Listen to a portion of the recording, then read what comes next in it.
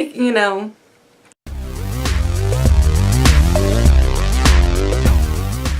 Hey, it's Sue in the restricted section. Today I'm doing a review of my February TBR jar pick, which was The Tent by Margaret Atwood. This is a collection of just short little pieces by her on just random topics. They range in length from like a paragraph to maybe like 5 pages. They're not very long at all. A lot of them are really funny, but it also delves into social and political topics and just her sort of brief commentary on different things. A lot of them are kind of satirical, and I did enjoy quite a few of them, but overall I found them to be mostly pretty forgettable.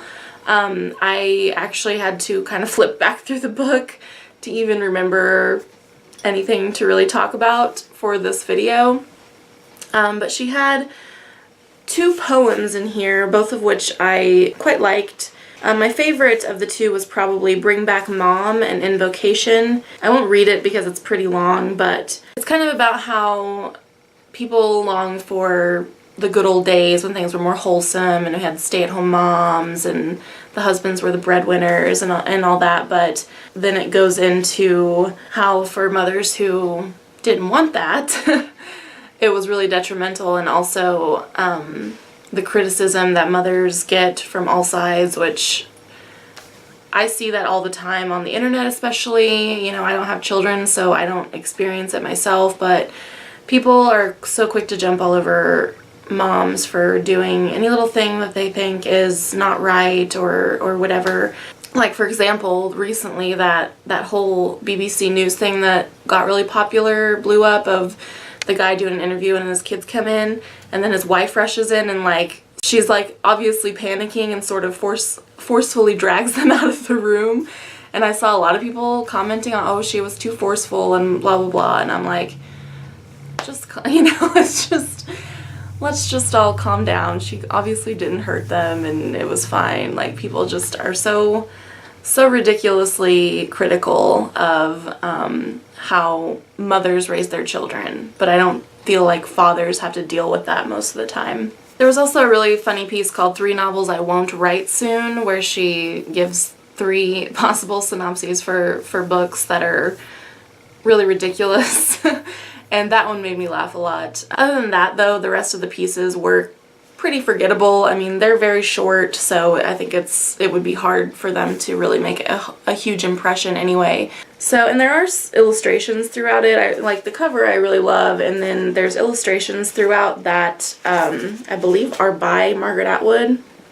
Yeah, it says Creature Illustrations Margaret Atwood, so I guess that means that all of them are by her. So that's kind of neat and fun. But I ended up giving the book 3 stars overall because I did like it while I was reading it, but yeah, like I said, none of them left a really lasting impression on me. I did enjoy her writing style, and this is the first Margaret Atwood that I've ever read. So I feel like perhaps if I read some full-length novels by her and then maybe revisit this one sometime in the future, I might enjoy it more, just if I'm more familiar with her and her writing. You know, maybe if you're a big fan of her writing already and have read a few of her books, this might be worth checking out, but otherwise I'd say meh. Oh, that's it. That's my review of The Tent by Margaret Atwood. I already drew my pick for March out of my TBR jar, which is The Dispossessed by Ursula K. Le Guin. I haven't started it yet. I plan to read it after I finish the book I'm currently reading, but look for a review of that one next month. So that's going to be it for me. If you've read this, let me know what you thought. I don't think I know anybody who's read this before. It seems to be not very well known. I happened to find it at a used bookstore and just grabbed it because I was wanting to read Margaret Atwood. But anyway, there'll be links below where you can find Megan and I other places on the internet. And if you haven't subscribed yet, please do. And thanks for watching. I'll see you guys next time. Bye.